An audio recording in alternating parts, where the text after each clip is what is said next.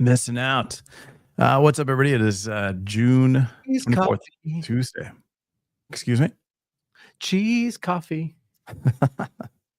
Oh, man. San Francisco treat. All right, everybody. What do we got going? We got, we're covering Oh, my gosh. It's so dark. What happened? microplastics and microplastics. Packaging. We're going to get into a couple articles that came out, one on phys.org, one on CNN that basically parrots the phys.org article. We'll get into some options like, all right, how are we going to replace plastics in packaging, and what does that really mean? It's not that easy. No. And it's not always a good solution. And we'll get into a concept that's been shared online of plastic replacement, which was pretty cool. Mm-hmm. You do a lot of you do labels, right? Like, you're the label guy on the show. You're the only guy that believes stickers are packaging. Are there paper labels, or is it just like plastic? Are they all plastic? That's the dumbest question.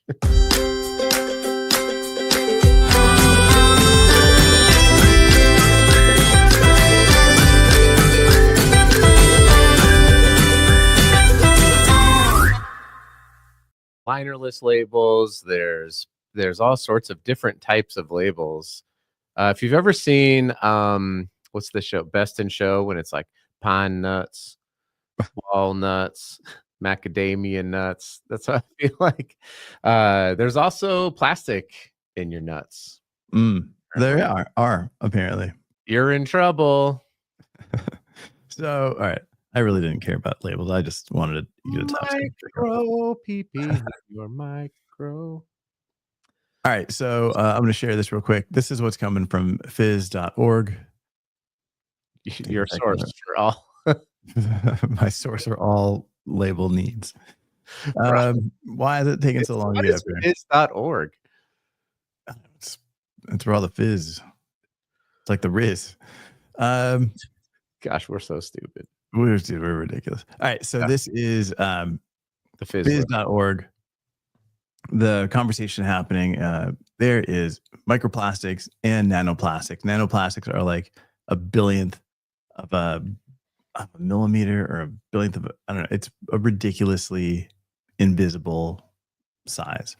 What is this? Plastic for ants?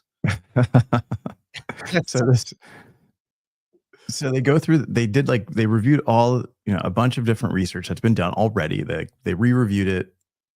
Looked at food contact, the different areas that you're coming in contact with plastic, whether it's like in plastic bottles, in obviously tea bags and cutting boards, in coatings. Is it single use, repeat use? Then they looked at some other designs and how that plastic is impacted by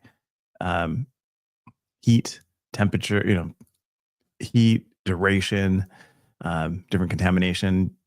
Think of yeah, we can all read the slide. Yeah, dude, not everybody. Not everybody. You're like the presenter that's like, let me put up 70 PowerPoint slides and then just read off all the text. Come on, let's make it interesting here. Jeez. Hey, I've seen a few people. I know a few people that can't read. I don't look down on them. Why are you being a jerk? I'm not. It's just I'm sorry to anybody out there that you're just like, let me show this slide and then read you exactly what the text is on the slide. It's like, oh my God. Not everybody is watching. People are listening. I know, but make it more dynamic. We're trying to not put people to sleep. We're already talking about packaging every single day on the internet, and you're just like, all right. Hey, when you're right, you're right.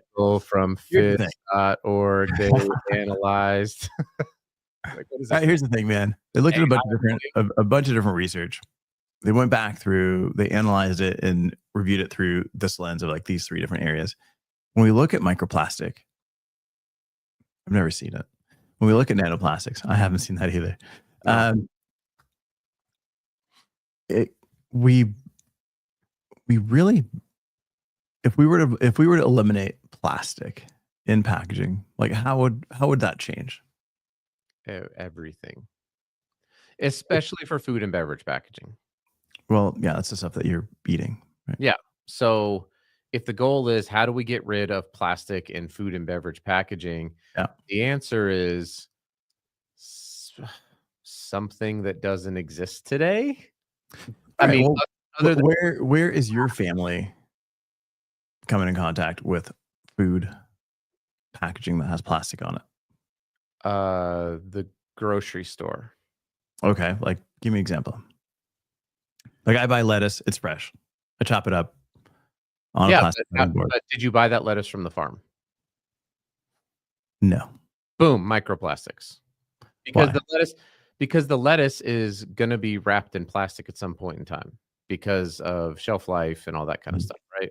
So, this is why I'm saying there's really 2 available options, I think, for food and beverage right now. Mhm. Number 1 is glass, and number 2 is grow it yourself or get it from the farm. Like, you have to go get it and eat it. So, for example, when I was in India, Mhm. they would go get food. The people I was staying with, Samrat and Kamala, Kodavatakanti, a great last name. Uh, they would go get food almost daily from the market. There wasn't a lot of plastics used Yeah. because they go get food and they bring it back.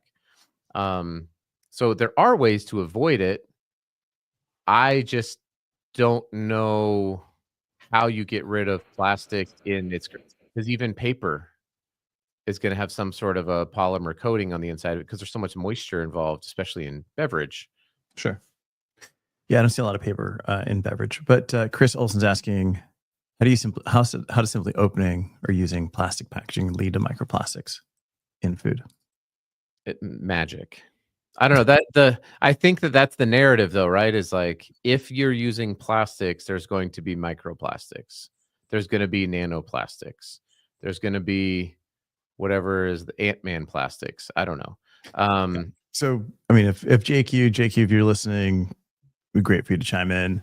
we wanna get Um, more Ku on as well, right? Like, yeah, we've we talked do. and, I know she's with, Corey right now at some show in Dallas, Texas, Mm, where they do everything's bigger in Texas. They don't have microplastics, only macroplastics in Texas. that's right. That's Yeah. right. Um, I mean, the idea is, and I think this is the fear, is that, like, if something is in plastic, especially if it's a hot liquid, Hmm. coffee, for example, that Sure. you're going to get microplastics, and this is how microplastics are ending up in our bodies, Okay. So, right? just looking at a bag of um, a bag of salad, Uh-huh. like bagged salad. You know, it's just sitting there. It's just in the cold. There's nothing necessarily happening. But before it gets into there, right, the process, it's a pretty violent process in terms of like packing out this, um, you know, these leafy vegetables into this sealed tube of plastic. I mean, there's heating going on, there's cutting going on, there's just the typical dust that's happening. Obviously, it's in a clean environment, but I mean, that's an opportunity for microplastics being introduced. Um, Chris, I'll send you a T-shirt. shirt is on its way. Uh, but you know, that's the general idea. And then, of course, it's going into the refrigerated section. So the temperature change, not just going into the refrigerated section, but coming back out. The idea here, in some of the, according to some of the research, it's that temperature change that's shifting the plastic, making it more rigid, making it more flexible. And during that transition, there are particles that are being released. Um, there was one there was one point in one of these articles that explained that in the human brain, they're finding about a spoonful of plastic. I hate when they make these stupid claims, Just right? a spoonful of your IQ go down, your IQ go down. No, I hate these things because if you're talking about nanoplastics, which are like I said, like a billionth of like you can't even see these things. How like if you've got a spoonful of plastic in your brain, you should be able to see that amount of plastic. You think It'd be like if you dropped it on the floor and you picked it up, and then be like, dog hair and like dust and stuff all over it. Like you would see it. Do you hate those studies more than my singing? I actually enjoy your singing. Oh, thank you. I don't, but It puts me to sleep. it just sort of happens. It just manifests.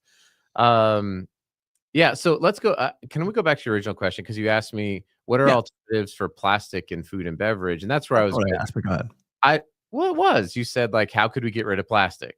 And Yes. my answer is not currently. I Mhm. mean, am I wrong? Like, what else do you think what materials currently exist? Hey, I live in Phoenix. We've got a ton of farms out here. When we're driving by at the beginning of the season, where they've got the rows all laid out, they've got the first planting happening, and they're just watering everything. You know what they do?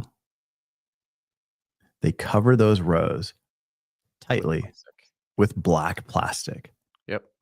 right? Because it keeps the moisture in, it keeps the pests out, And there's and that's microplastics like in in the water too, right? So yeah, and that's the thing is like the tubing is all plastic. Yeah, how are you going to get away from it? Even if you're growing your own stuff at home, unless you're catching rainwater in metal pans, like you're running plastic into your food no matter what. okay, so let's walk down this theoretical rabbit hole. Walk Yeah. down the rabbit hole. So there was a time when we did not have fossil fuel derived plastics. For the majority of humanity, we have not had it, right? It would be interesting to see like what was two things. Number one, the rate of global hunger in the world and the life expectancy of humans pre and post the invention and the advent of plastic based packaging, specifically for food. Because I'm of the belief that on the whole, plastic packaging has added a tremendous amount of value. And I don't work in the plastic industry. I'm not paid for by big oil. But if big oil wants to pay me, Here's my address. I, I'm in Salt Lake City, Utah. You can send your cryptocurrency. Um, but I think on the whole, it's been positive as part of the global supply chain of reduction in food waste and things of that nature. Okay, so let me give you some answers according to Chad, Oh, thanks, our Chad. researcher. Global hunger pre-plastic, Yes. 1940s, 1950s. According to historical data from the Food and Agricultural Organization, Hmm. 2/3 of the global population was undernourished. By comparison, today, it's dropped about 9%. It's dropped to 9%. It has dropped to 9%, So not from 29. 67% to 9%.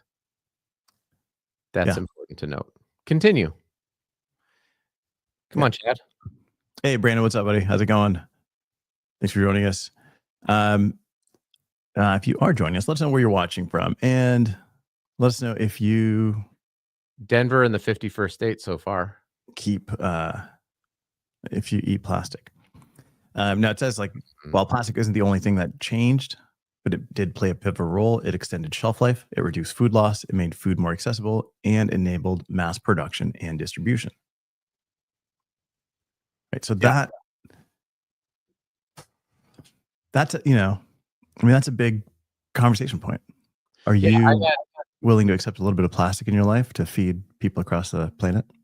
I had the president on my podcast.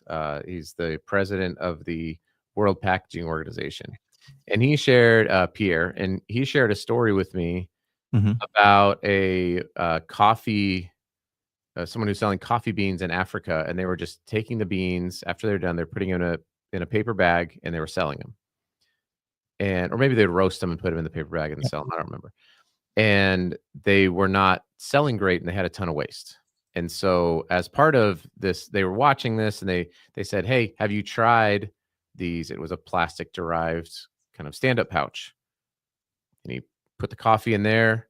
Coffee was fresher. It lasted longer. His revenue went up, which helped his family. It's like it is really easy to demonize plastic, and I Mhm. understand the problems with it. But I hear stories like that, and it's like, well, what's the option for the coffee roaster in Africa if there's a better, cheaper material to sell coffee in to Yeah. make more money for your family? Why would you not use that material in the name of microplastic? Like, they don't care about microplastics. Like, it's about having a company and surviving for a lot of people, and then also you scale that up to a lot of companies, and it's like, are you just gonna drop these things?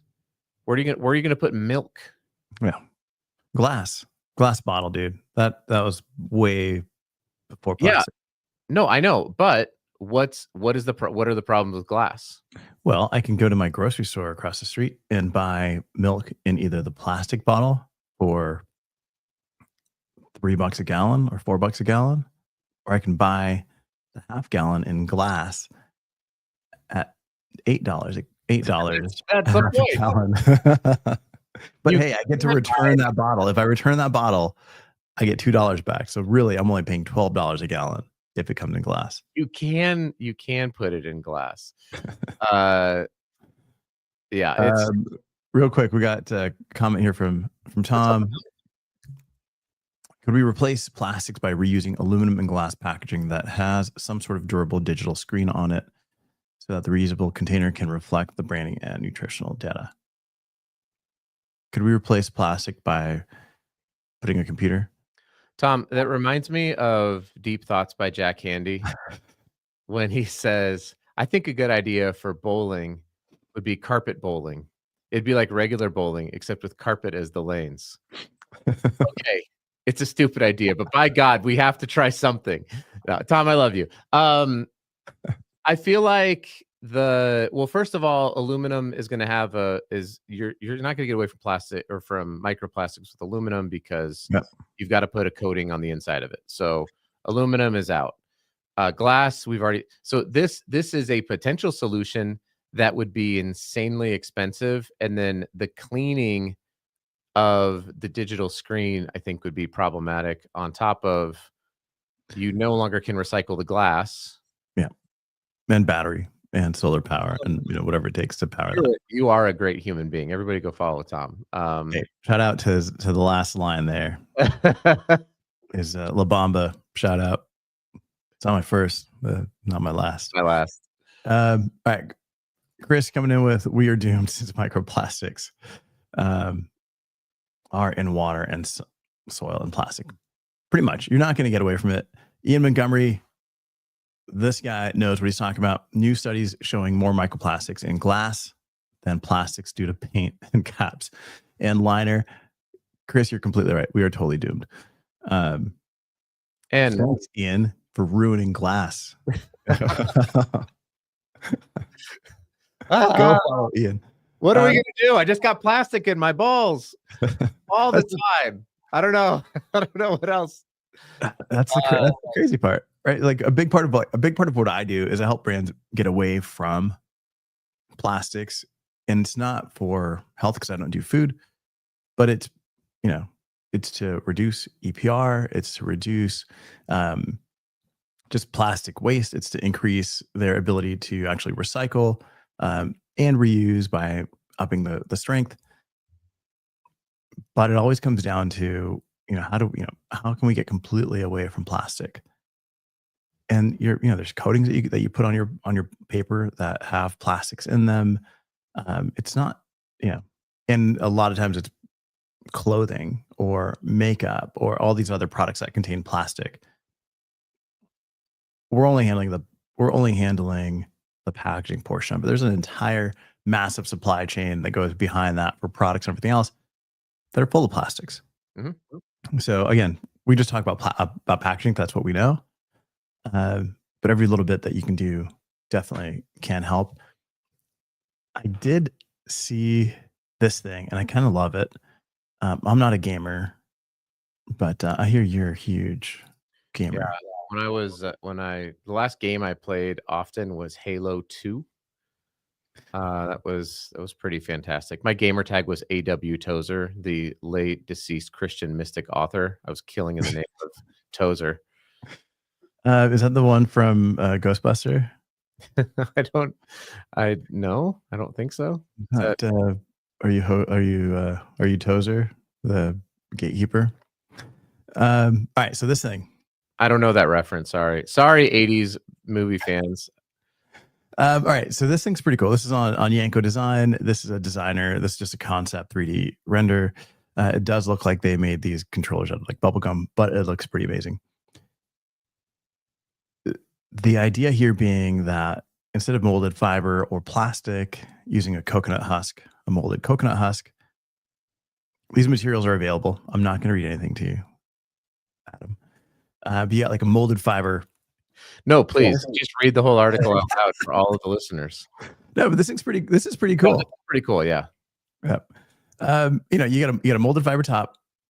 It's crafted to fit around the product. You've got like a debossed branding print for the controls, and then you've got this like, it looks like hair, but it's coconut husk. It is just a rendering, so it could be anything. That's where my hair went. But this is kind of cool. This is pretty interesting, pretty innovative. Molded fiber. This is available. The coconut husk. There's a ton of material out there that's using, landscaping waste. Like here in Phoenix, we've got a company that's doing paper out of palm frond waste, because people get their palm trees trimmed twice a year. I just had mine done. It was like insane. And all that waste they recycle it into a paper, which is pretty, this looks beautiful. It looks amazing. I don't see this going into a box and actually protecting the product, though, if I'm going to be completely honest. But, I think there's a lot of options out there. I think there's a lot of cool materials out there. It's just a matter of finding the right application and the right company. But if we look at this, you've got a molded fiber lid, you've got this corn husk tray, and then you got a plastic product. True. So again, it goes back to that point of, you can eliminate plastic in the packaging, but how much plastic are you actually dealing with? Can you eliminate plastic in your clothing? Because that's where most microplastics come from, are the clothes that we're wearing. So really, I think what you're saying is if we're all just like nudist farmers. Can I be honest with you? I grew up. I know. With nudists. I know. That, Maybe then, maybe if we all just embraced, you know what? As a matter of fact, I'm just kidding. This show has turned into an OnlyFans episode. Hey, can I talk about these boxes behind me? Because this was really cool. I can't see any of them. Really? You can't see those? That's weird. Oh, I can see it now. Your big head blocks everything. I know. Can I talk about these boxes that are right behind me? Okay. Yeah, what do you got going back there? So I was at I got to see this new it's basically a right size box printed on demand. Mm-hmm. So we grabbed the Packaging Today logo and threw it in there. And what happens is it can make a different. Whoa, I left. There we no. Trying to find you. What happened? It's fine. Don't worry about it. Over it. So it can cut a different size RSC and print. Every box size and print can be different, and they're doing 550 per minute. What? Yes, it was per minute. Per hour. They're doing 550. Like, what are you talking? I can't even process that. No, I think it's 550 per hour. Minute would be insane. But the crazy thing about it was, like, I started thinking, like, now somebody's packaging, especially for e-commerce and shipping. Hang on. What? Explain that one more time. So the box is being cut and printed, but it's not just one size and it's not just one artwork. So if I've got 47 different SKUs and they can be shipping and like compiling a variety of them into one box, it's making the box for that particular thing, and it's probably reducing the amount of air space inside of it. Yep. It's crazy. Yeah. So it's right sizing the box. I'm going to be making some pretty killer content here in the next couple weeks, but like it right sizes the box and prints using inkjet digital, the sweet like digital print engine using inkjet. It runs through the printer, so it can be a different size box and a different print on every box. But who would buy this? So imagine if you're like a 3PL Yeah. or you're a retailer and you want to do co-branding.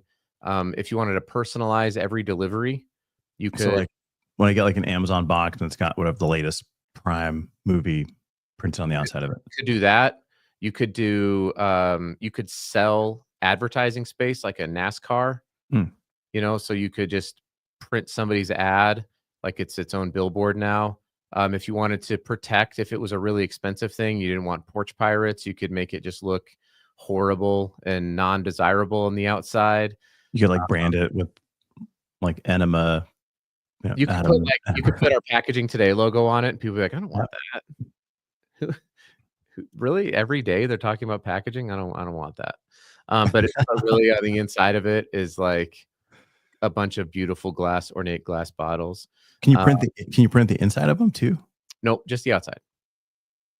Why does it care? Can you print the outside? Can you print the outside and then fold it? So that it comes on the inside?